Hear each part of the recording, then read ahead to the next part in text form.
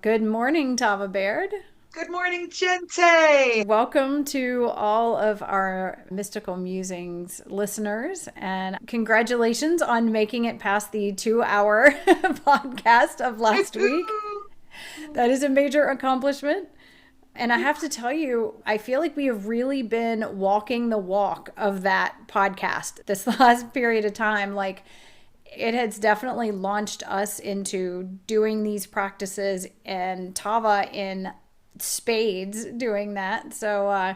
Any of you who are doing this along with us know that we are not just telling you this, but we are absolutely doing it in our daily life in a kind of an exponential way since that podcast. It's pretty funny. I know I always say everything is funny, but this actually is. It used to be Samael would tell us things, and then like 6 months later, it would make sense.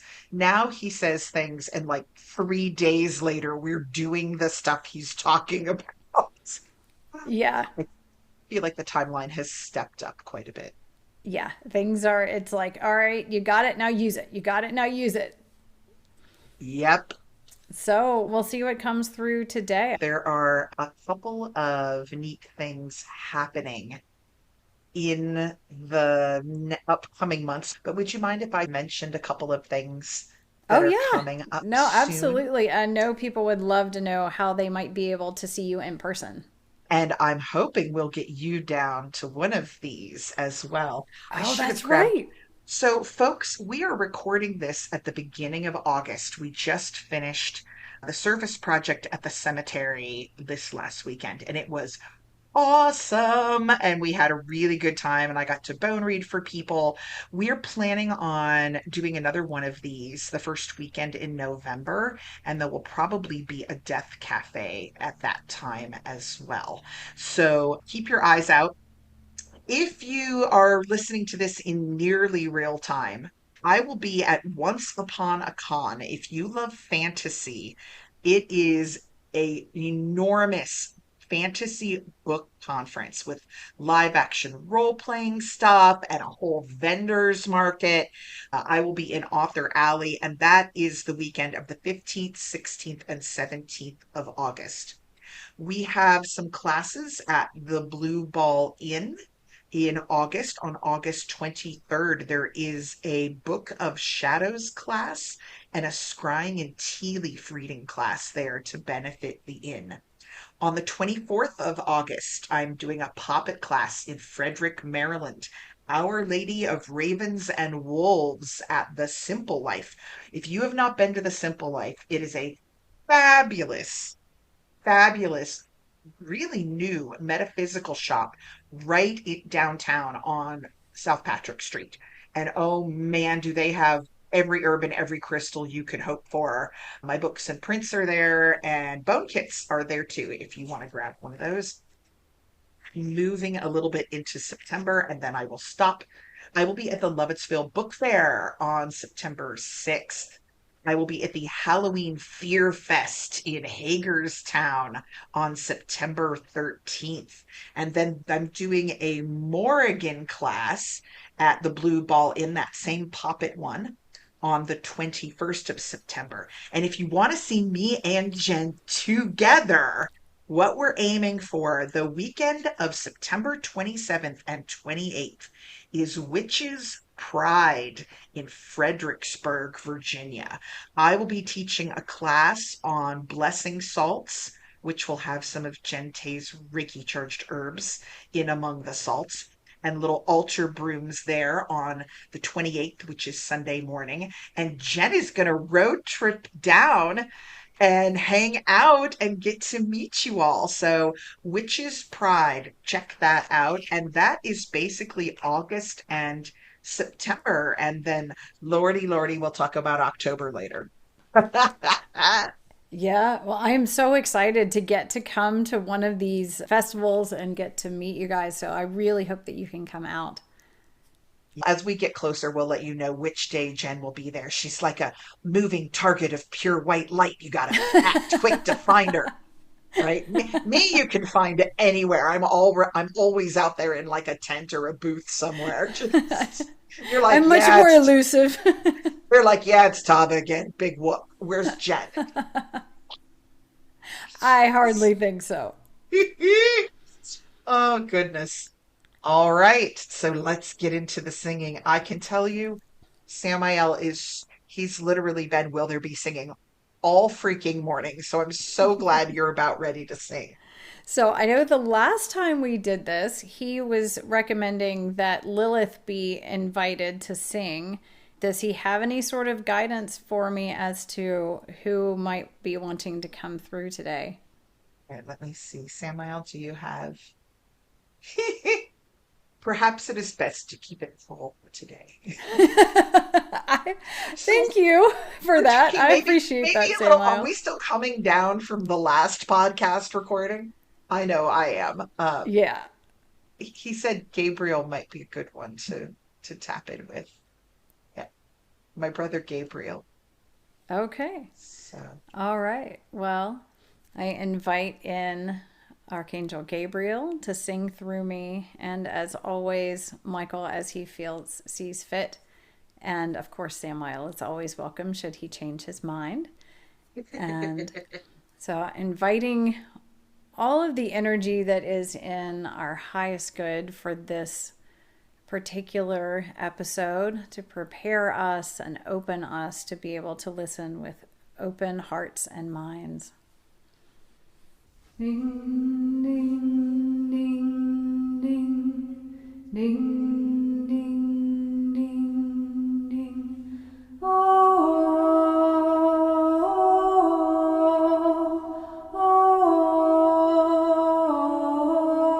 oh, ding, ding, ding, ding, ding, ding, ding, ding.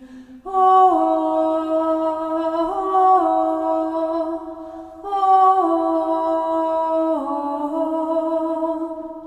ding, ding, ding, ding, ding, ding, ding, ding. Ding, ding, ding, ding, ding, ding, ding, ding.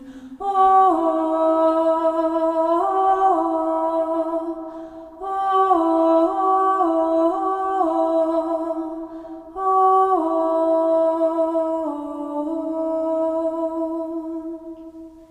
ding, ding, ding, ding, ding, ding, ding, ding. Ding,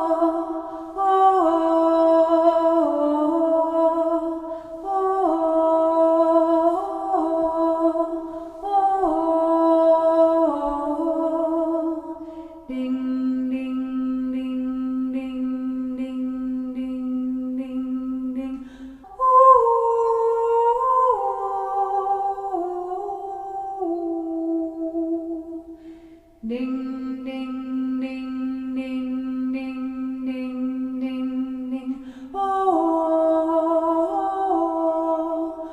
oh, ding, ding, ding, ding, ding, ding, ding, ding. Oh, oh,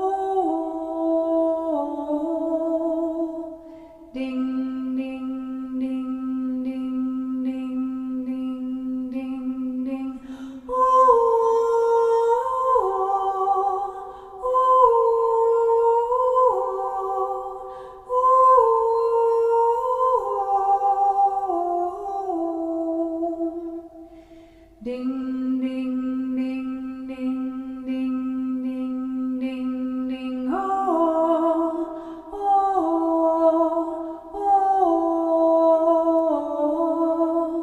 oh, oh. Ding, ding, ding, ding, ding, ding, ding, ding. Oh,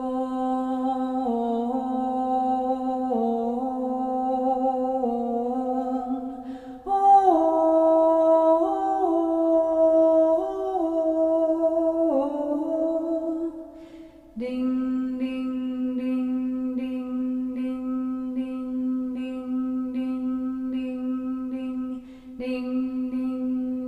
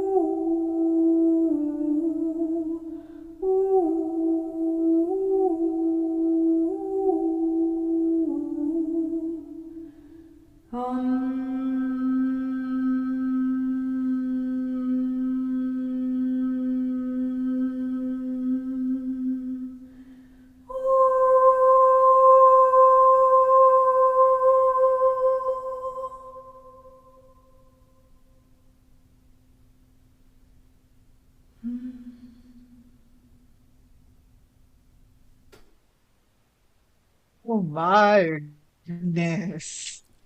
Oh boy. I was thinking, This I was, don't, go ahead. no, no, this was not a topic I had on my radar today.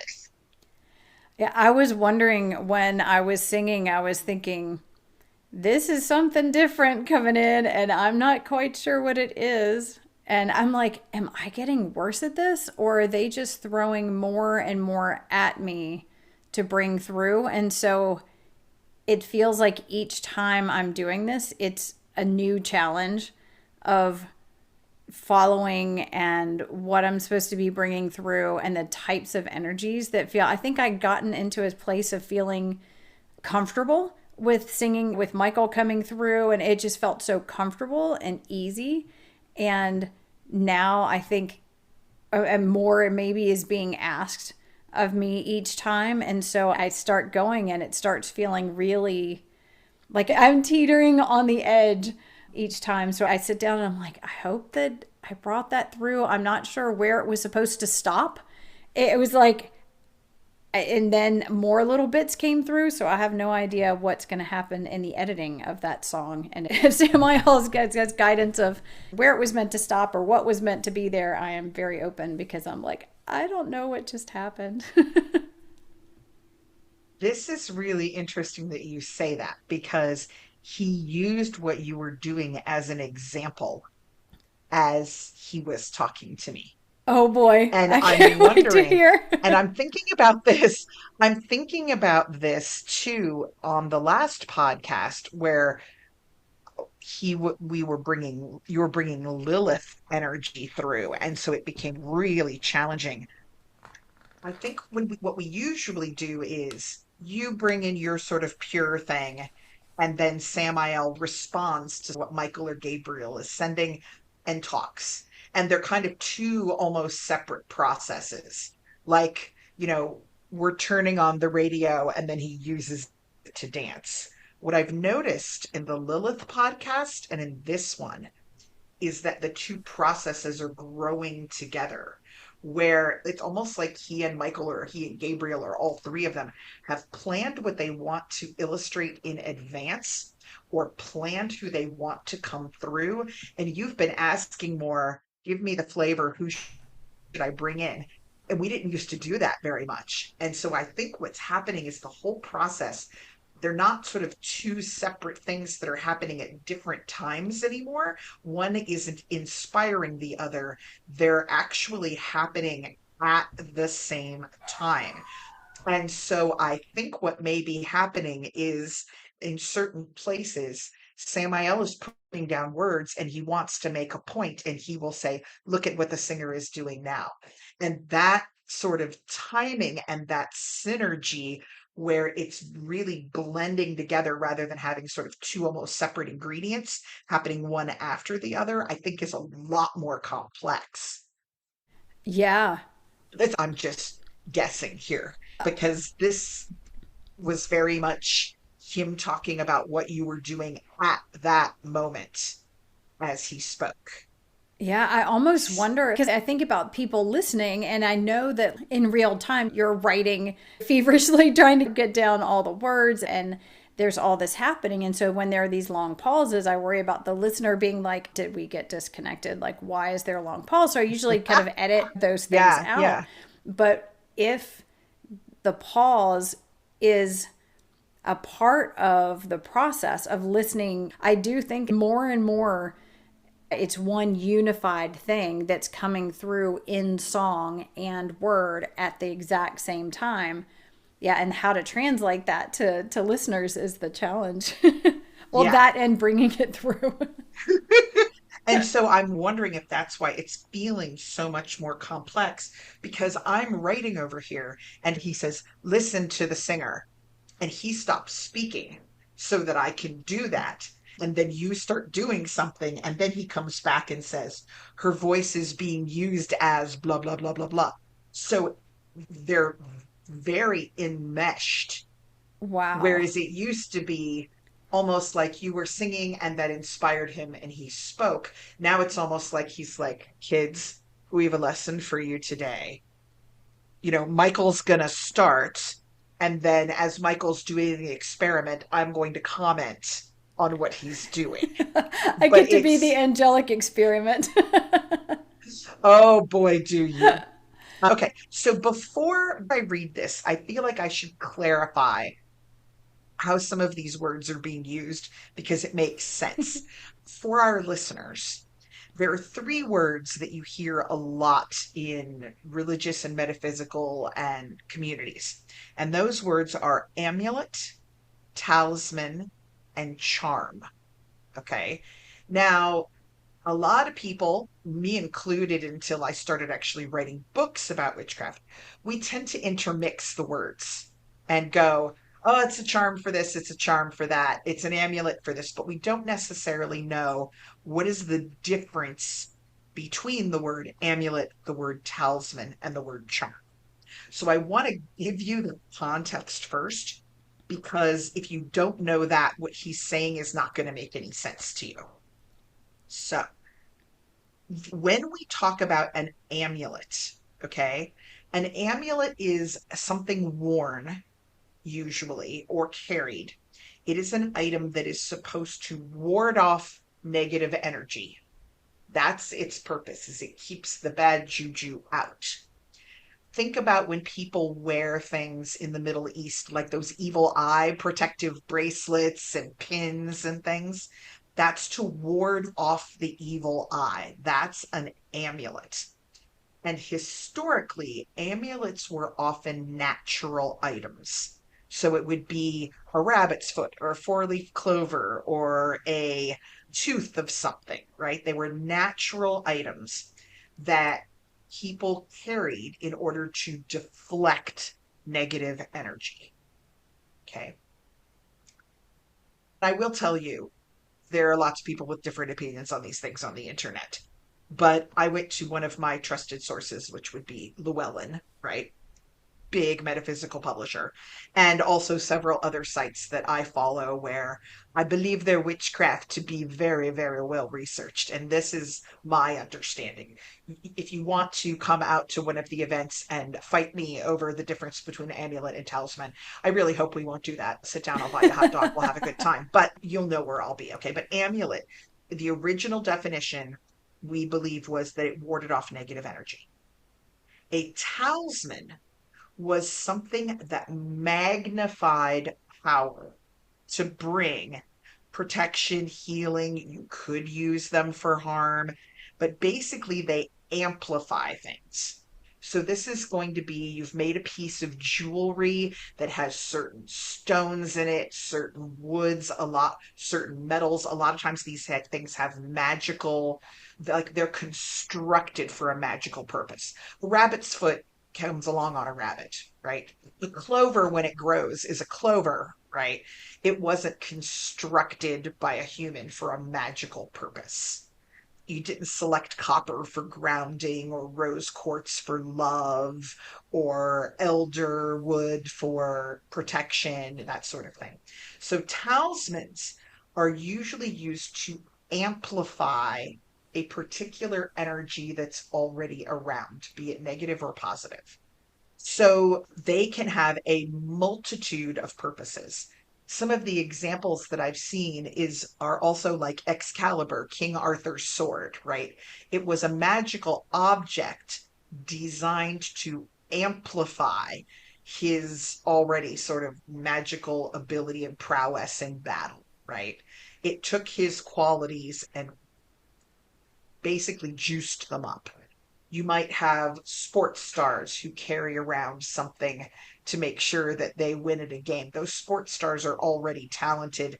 This talisman's kind of juicing up the power. And a lot of these things are constructed for that use exclusively.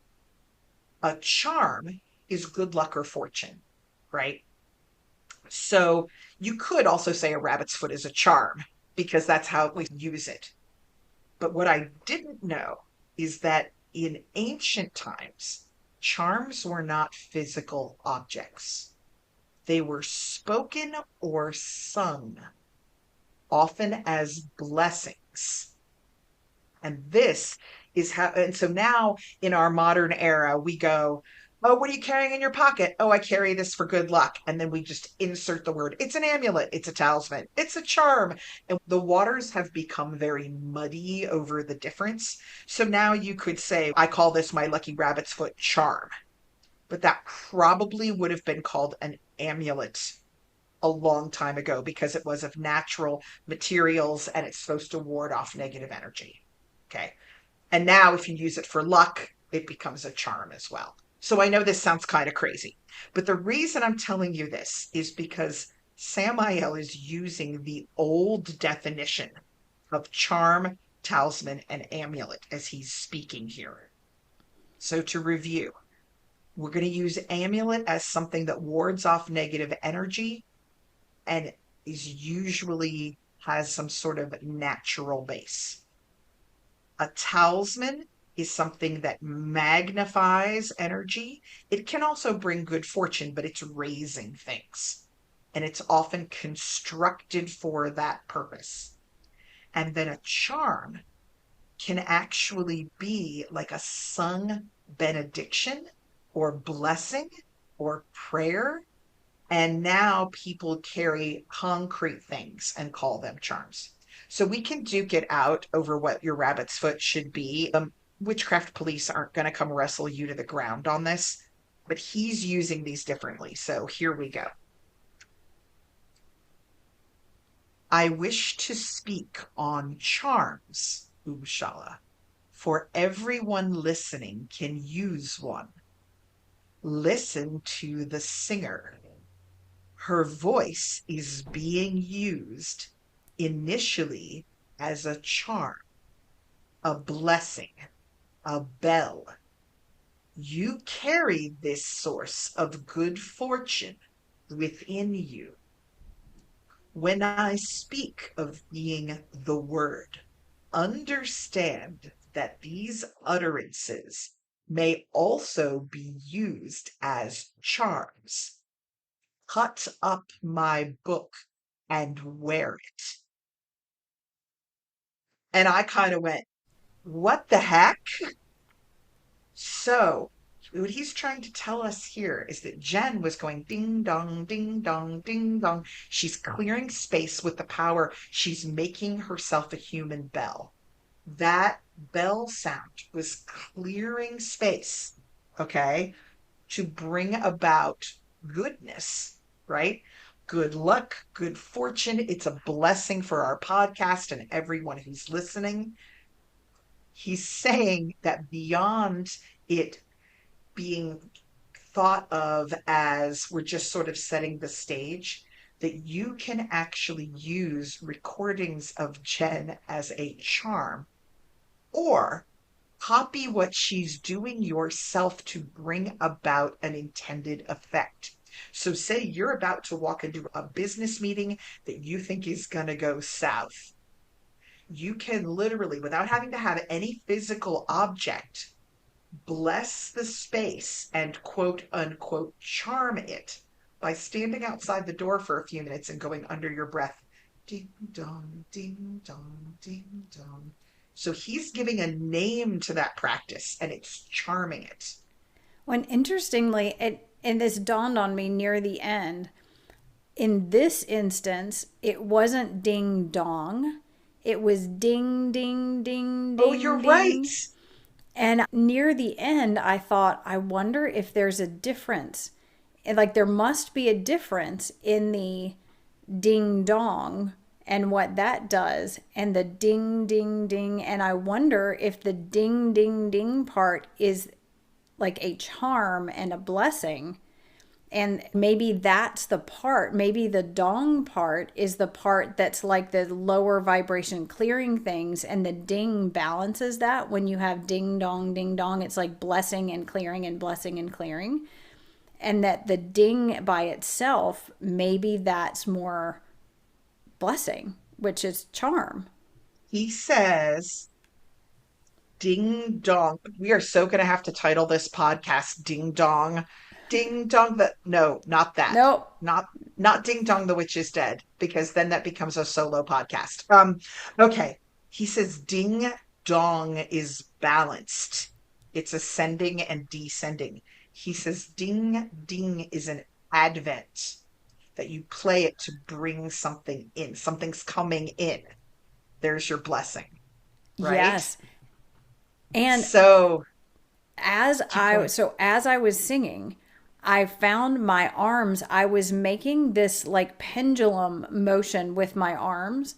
You have the balls that hang down and they hit each other. They like on a string, and you lift one back and it knocks the other one, and the other one knocks out like back and forth and back and forth. That's what my arms were doing. They were down almost like holding a ball, and one would swing out to one side and back together, and kind of like it was hitting the other one, and the other one would swing. And so a lot of times initially there was a different sound that I would sing when I would do that motion, and then I would stop and do this ding ding ding thing. But then near the end I was doing the ding ding while my hands were doing what feels like would be the balancing motion. Right. So I'm really interested. I Yes. can't wait to see what he Well, says, there's because that kind of more. evolved. Yeah. So sorry, I've totally No, no, no, no, no. hijacked your thing, No, but you yeah, the haven't ding hijacked dong at and the all. ding ding, I started realizing no, there's a difference.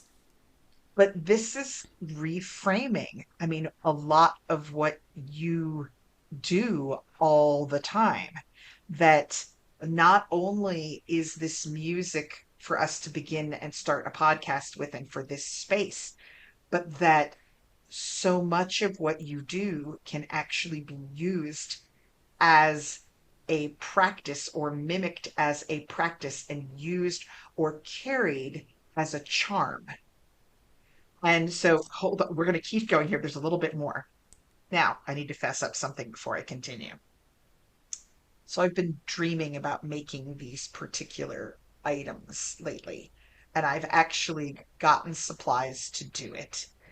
But I haven't had time. And so I thought, as I go off to Free Spirit Gathering to teach this week, I'm going to have some downtime between classes. And I thought I would actually try to manifest these things that I've been seeing in my head. And so he's talking about this. He says, the objects in your dreams are talismans, symbols to raise power and amplify. Stuff them with words to add the power of charm. So these things that I want to make are actually little pins that have little fabric art envelopes almost on the bottom of them, little pockets. And he's telling me to take the book of Samael and cut up things that he says and put them in the pockets. So the words or song is a charm part. And then the artistic vessel that I am creating with color and not magic and intention in mind is a talisman. So they're blending there. And he says, and stitch slowly and with intention. Add the power of amulets as well by adding nature. So now he's wanting me to stick in a little bit of bone or a little stone or a little something. So he's essentially telling me how to create a magical object that is at once a charm, a talisman, and an amulet, technically, and that will have all of these different elements as part of it. He says, after that, I encourage those listening to create their own holy relics in these difficult times and gift them to others.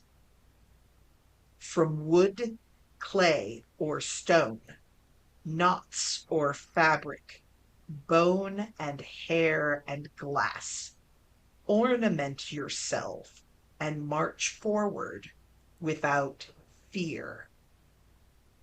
So I believe he's wanting us to get creative during these times when we often are feeling like it's one bad news slog after the other, and to create our own holy relics that involve spoken or singing in words in their creation. So, music, creative use of whatever, of color magic, not magic, numerology, whatever magics we've got that we are comfortable with. And then to add to it something from nature, which is where we reach the divine. And to wear these things or to keep them in our bags or put them near our beds to help remind ourselves that we are divine and that we can create our own holy objects to protect ourselves. And I did not expect this today. Yeah, I had so many things that I'm like, oh, I'm sure we'll end up talking about this. Nope. Well, I mean, and I assumed because we had, what happens when you assume, but because we've had so many experiences in these past week or two with what do you do when there's a negative energy taking up space in your dwelling, that when he started talking about this, I thought, oh God, he's just totally switched topics. Now I'm wondering if he has, because as I've been going into these more haunted or troubled spaces and trying to help people clear the energy, a lot of times I'm a little bit, I know I need to bring in protection. I know I need to bring in warding. I'm loading my pockets with all the normal stuff, black stones and incense of different scents. But the main thing that I have had that has actually worked when I went into these spaces was your voice. When I left a space the other day that was very, very troubled, the first thing I did was get in the car and call you and say, please, please, please sing to me over the phone.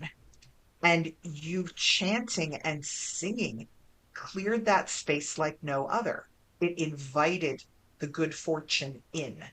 And so now I'm seeing that there are actually things I can construct and wear and bring into these spaces when I'm doing energy work that are going to be more powerful than any one black stone or one blessing oil on its own. Because in some of these cases, I've gone in and sat down and gone to pick up what I thought would be a powerful warding item for the situation and had the entity that I was working to converse with laugh at me. And I went, oh no, oh, that doesn't actually bother you. And that's what I brought to protect me. But he's telling me what I can make, what we all can make when we're walking into the toxic workplace, when we're walking into the family argument over the will, when we're getting up in the morning and news comes on and makes us want to weep. I think what he's telling us is that we can construct our own very powerful, intentional items to protect us and guide us and ward off negativity at these times, and that we shouldn't assume that they need to be made by others or that they necessarily need to be 100% material items, because charms were originally the power of word and song.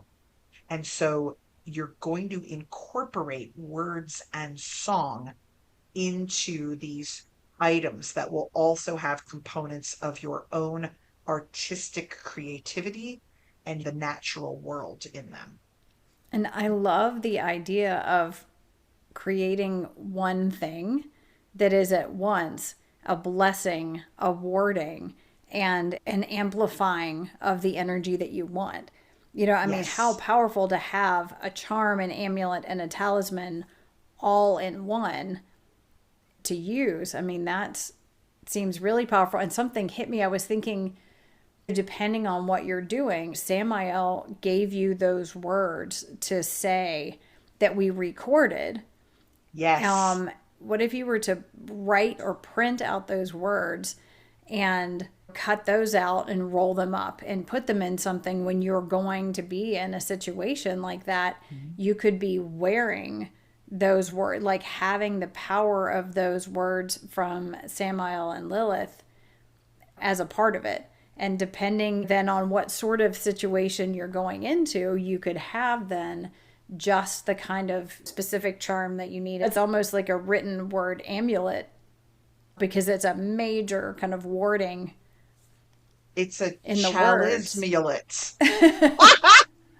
Yeah, because he was saying to use them as charms. I guess maybe the cutting up the words that he's spoken that are blessing and empowering to us, which also then the empowering is also talisman.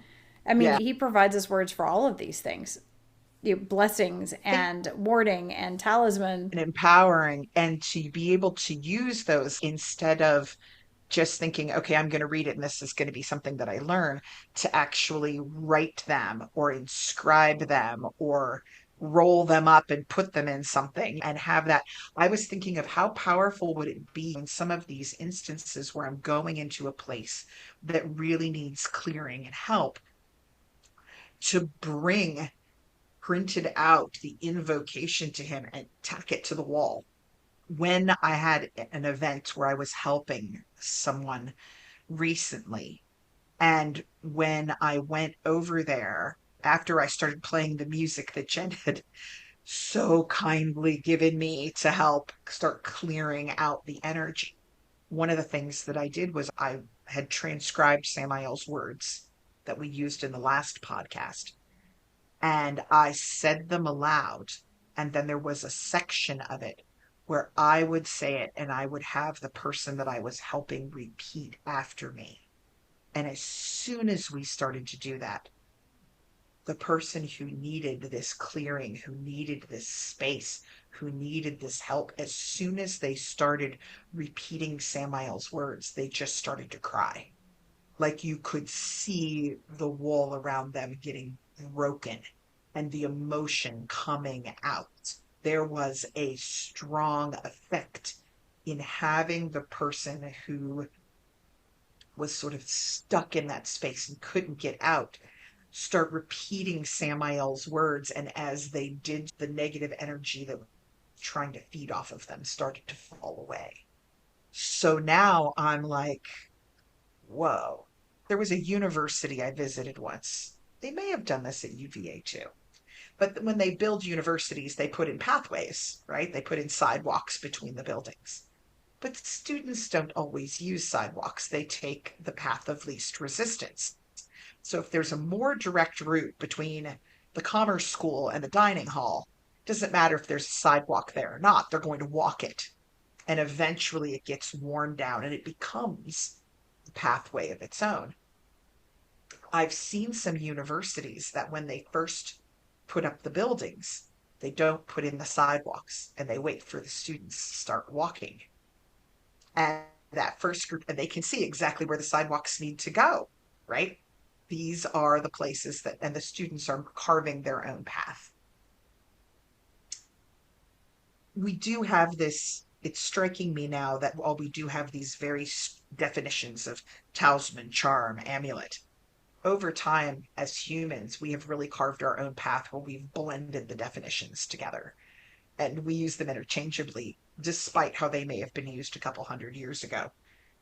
And Samael was using those definitions to explain a concept to us. But at the end of it, he's just telling us to blend them again.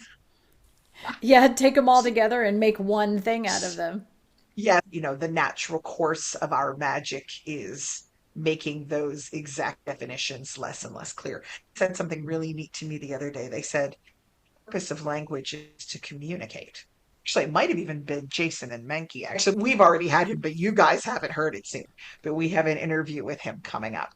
And we spend so much time, a lot of times, nitpicking grammar or exact definitions, or, well, it's technically pronounced this way. And then you look it up and you discover there's 10 different pronunciations and it doesn't really matter. If the person understood you, that's language. Yeah. Absolutely. I think when we get stuck on the semantics, then we completely lose the message to begin with. When we start nitpicking the way in which it's delivered, as opposed to just getting the information, then we're automatically off track. But I appreciate how important it was to know that going into Samael's words, because without that, we wouldn't have had the distinction of what each part was that he was talking about. So for going into hearing his words, it was important, because otherwise it seems like he's just saying the same things are three different things. So I think that was helpful.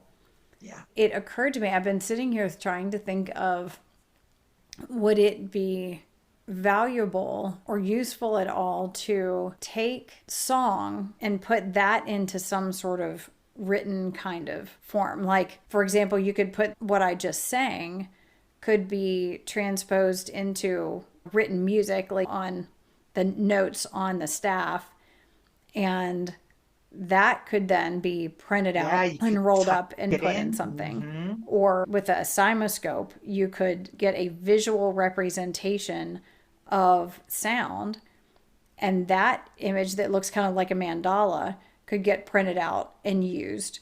Yeah. And I'm wondering, like, or if we're partially missing what Samael's saying, in that the utilizing of our own voice or the playing of the sound, you know, we have plenty of words that we can use. Maybe it's more important that we sing them, you know, that we sing them ourselves, and we use that additional component, that additional vibrational nuance to add to it, and, you know, stick with words as the things that are naturally written, or if he would feel like that was something that would be beneficial. He is, for Samael, very excited. He said both are good. And when you were talking about how when you print out some music, it looks like, you said it looks like a pattern or a design. Oh, that's cymatics. Cymatics is sound made visible. And so John Stuart Reid has discovered that you can create a visual of sound, and that it's not in waves, but sound is actually spherical. And the two-dimensional representation of those looks like a mandala. And they've discovered that they've actually been able to kind of reverse engineer the sound as well from images. So, for example, monks who would chant mantras or seed sounds and have been drawing these intricate mandalas for hundreds of years, probably thousands of years, up in these monasteries, and they're up in the temples on the walls, that those are actually what the actual scientific representation of the sounds are. So let's say they had Om and they were chanting Om, and they were drawing these, they were actually drawing exactly what the form of that sound actually looks like. You know, and they knew that, but science is like, no, that's just some sort of pretty design they made, you know. And so what John Stuart Reid has discovered is that you can actually bring sound into the visual thing, and you can see what that sphere of sound looks like when it's created. So they used to have an app that was, I think it was like $6 or $7, and you could like say your name into it or something, and you would see, it would translate the vibrations into an image. But the app is now defunct, so I don't know that there's a way of doing that other than directly working with John Stuart Reid. But if we could, it seems to me like that would be really powerful. Samael says, sacred geometry. It is all sacred geometry, as you were talking about the things. That is how angels speak. And then he said, sing Metatron. I mean, Metatron does have symbols that are associated with him. So one of the things that they've done with cymatics, before he had the cymoscope, which is a really highly sophisticated instrument, they would just take a metal plate and scatter like really fine powder or sand or something on it, and then attach a clip to it, and they would send sound into that. And when they would do that, all of the just piles of dust or, you know, whatever they put on there like sand would immediately start to vibrate and form shapes. And the shapes that they formed were sacred geometry, and also reflected natural patterns, like the pattern on a tortoise shell. And they were increasingly complex as you went higher up in pitch. And especially if it's in a harmonious thing. So, like cells and stuff, when they're really harmonious, the image is very coherent. Like it's a sacred geometry kind of looking image. But when it's not, it's a distorted, like asymmetrical, out of balance kind of thing. So I wonder if I had Metatron sing through me, if that would create a really high vibration image that would then be beneficial to use, or if it's actually singing his name. Oh, he's going name, name, name, name. Okay, so like singing Metatron, Metatron, Metatron Yes, 7 times, I yes. would bet. And he says, exercise caution, exercise caution in inviting Metatron to sing. It can be overwhelming. Yeah, I can Has to imagine. refute that one a little bit more. A little bit more coming through is he is way into this conversation with you. He says gates and portals are sung open and closed. So in order to open and close gates and portals, they are sung to create them. And he jumped when you were talking, as soon as you said turtle or the tortoise shell, he was talking to me at the same time. So Saturday night, I was out at the Green Hill Cemetery. And I was out in front of the mausoleum because it was much cooler outside than it was in the mausoleum. So we had like dinner set up in the mausoleum and then everybody was eating outside. And I was hosting at the mausoleum as volunteers came in, but some of our volunteers had already gone out to start working. And I was also doing bone readings for people. So I'm sitting at this table with my bones, and along comes this lovely, very nice volunteer, walks up to me, and he says, we found two things as we were cleaning. And Marco, who was one of the other organizers, told me he should bring them to you. And the first was a jawbone of an animal with teeth still in it. It was gorgeous. I think it was probably a young deer. And so I set that aside. But the second thing was a turtle shell. And there was no turtle. It was almost entirely intact. Like you could flip it open over and the bottom was still carefully connected in places. But on the back, on the turtle shell's back pattern is there was a hole. Some sort of predator had managed to break through the shell or something broken through the shell. And there was a hole in the pattern. Samael started talking about it. As you were talking about the sacred geometry of the turtle's pattern, he said, turtle shell. The break in the pattern is captured in the sound and vibration of the moment before its death.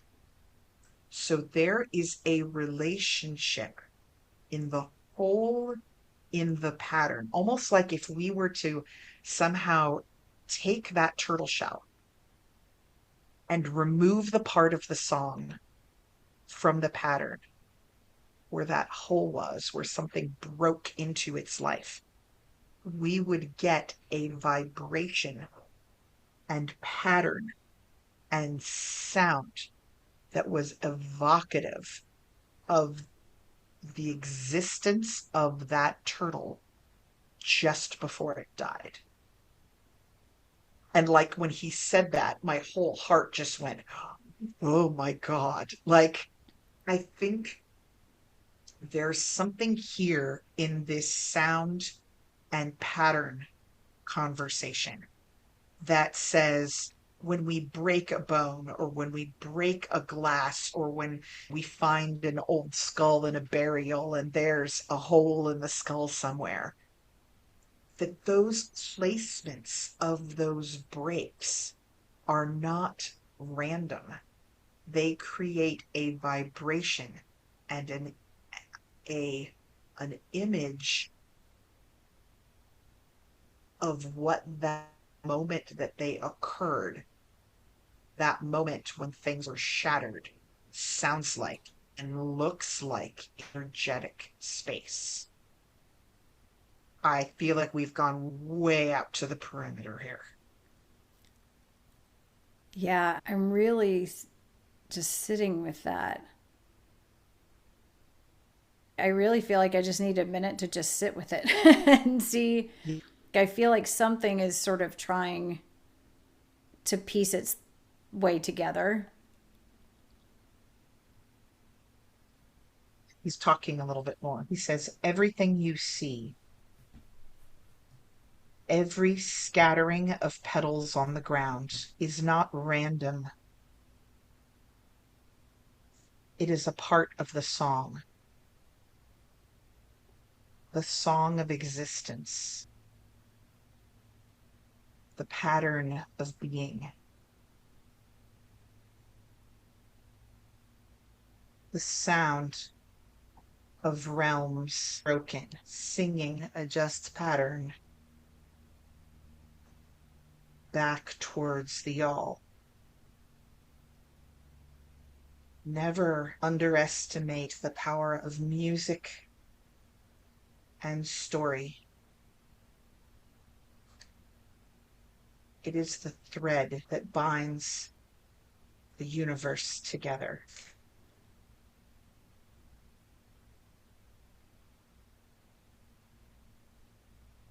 It is the alchemy of an angel's work. I don't know what that means. I'm going The to read that alchemy again of because I an was saying it angel's as he work. said it. Angel's work. Everything you see, every scattering of petals on the ground is not random. It is a part of the song of existence, the pattern of being, the sound of realms opening and shutting their doors. When all around you seems broken, singing adjusts the pattern back towards the all. Never underestimate the power of music and story. It is the thread that binds the universe together. It is the alchemy of an angel's work. He's said before that angels converse in song, but it sounds like he's also trying to tell us that the manipulation of song is the manipulation of vibration. Everything is vibration, according to him.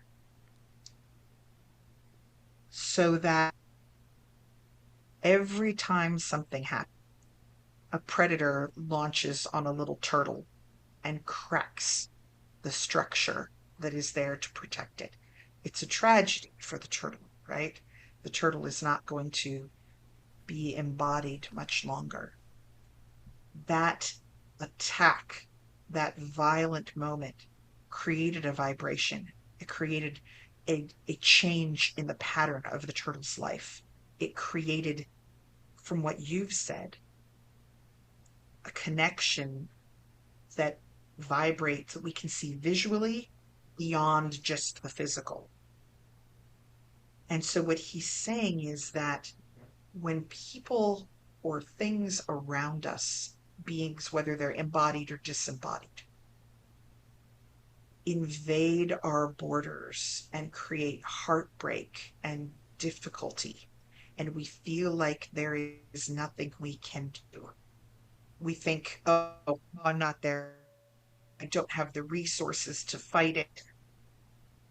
That song and story are things that are not just there to make us feel better, but by putting positive energy into creation of those things, we can help swing the balance away from destruction and back towards creation on an energetic level. This is reminding me of something that happened at the inn. There is an entity at the inn who is not nice. And he tends to come up to people, somehow knows their deepest, darkest fears, and starts to verbalize it to them. And I had an encounter with him once. And the way I got him to back off and go away was I sang at him. And we've done this in the inn. Multiple people have. Some people have encountered him in the inn. People have encountered him in their car outside. Some people have encountered, because he'll try to get in the backseat of people's cars. Some people have encountered him in dreams. He is there, and he can be very overwhelming. But if someone starts to sing, even if it's just happy birthday, something that is a happy, moving, full of emotion song, he backs off and he dissipates and he keeps his distance. And so this feeling of hopelessness that we have, that there's nothing we can do to ward off the dark, and that the dark is coming in around us. And by this, I don't mean the sacred dark. I'm sorry. I should have said negative energy, because I kind of jam along with the dark these days. But singing is our first line of defense. It's our first charm. Thank you so much for joining us today. We look forward to continuing this conversation with you 2 weeks from today, as next week we are interviewing the Llewellyn author Jason Mankey, who is absolutely wonderful. He is the author of the recently released High Priest, which is a biography of Raymond Buckland, who is considered the father of American witchcraft. So we hope that you will enjoy this conversation with him next week, and then we look forward to continuing this conversation in 2 weeks. But before we go, we will leave you with a replay of Gabriel's lullaby to bring in a really soothing, calming energy to send you back out into the world.